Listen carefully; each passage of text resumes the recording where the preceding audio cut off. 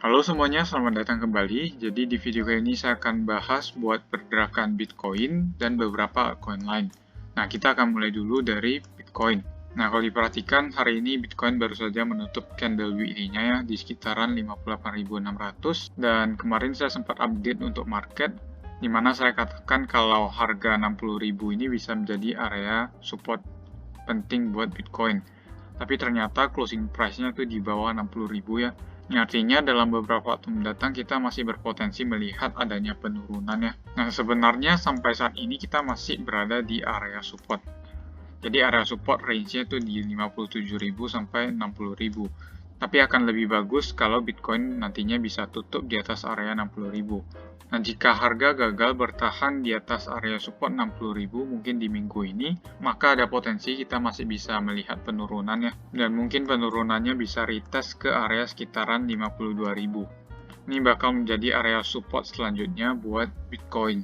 Nah, tapi kalau nanti 52.000 ini masih ditembus, maka skenario-nya akan jauh lebih bearish. Kenapa saya katakan seperti itu? Karena kalau kita perhatikan secara elite wave analysis, ini juga ada potensi menjadi wave C ya.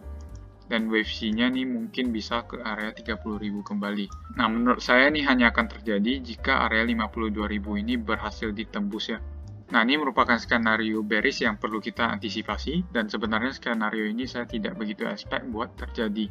Tapi kita juga harus jaga-jaga. Sekali lagi, kalau nanti harga jatuh di bawah area 52.000, maka probabilitas penurunannya bakal lebih meningkat ya. Jadi itu perlu kita perhatikan. Nah, bagaimana dengan skenario bullish-nya?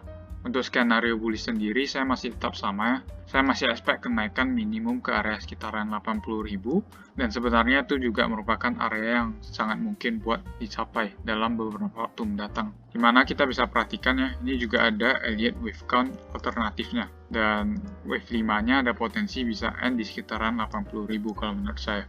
Kalau dilihat dari price action yang terjadi saat ini, kemungkinan besar skenario ini akan terjadi di awal tahun depan. Jadi itu perlu kita antisipasi ya.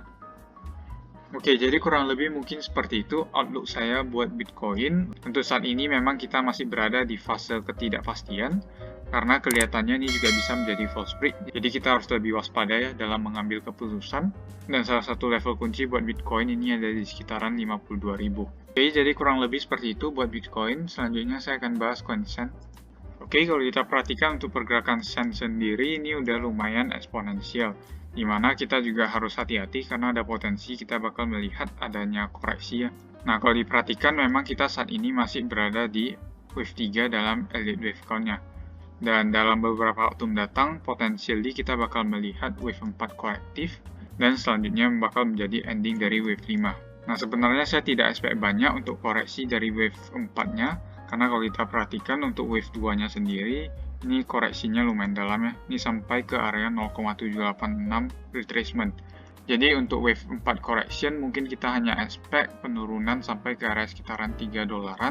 Setelah itu akan lanjut ke wave 5. Nah, ini point of view saya untuk coin Sen ya dalam beberapa waktu mendatang. Nah, selanjutnya saya akan perhatikan di time frame daily-nya. Oke, di time frame daily, kalau saya menggunakan RSI sebagai acuan analisis, kita bisa perhatikan saat ini sudah terjadi divergence ya, di mana harga menunjukkan kenaikan, sedangkan indikator menunjukkan penurunan. Ini artinya kita berpotensi melihat adanya koreksi ya dalam beberapa hari mendatang. Dan sebenarnya ini koreksinya sudah mulai terjadi juga dari 3 hari belakangan ini.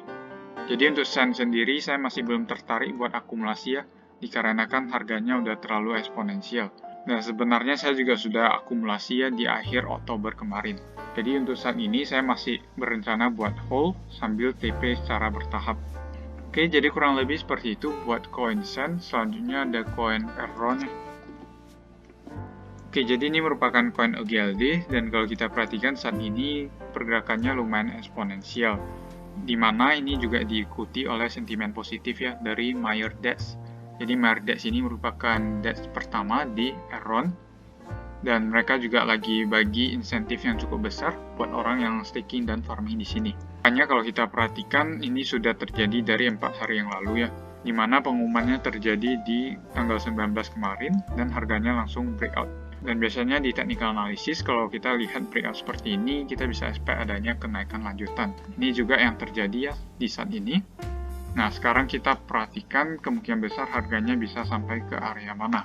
Nah, ini saya tarik menggunakan Fibonacci Extension, dan kalau saya perhatikan ya, ada potensi kita masih bisa melihat sedikit kenaikan ke sekitaran $550.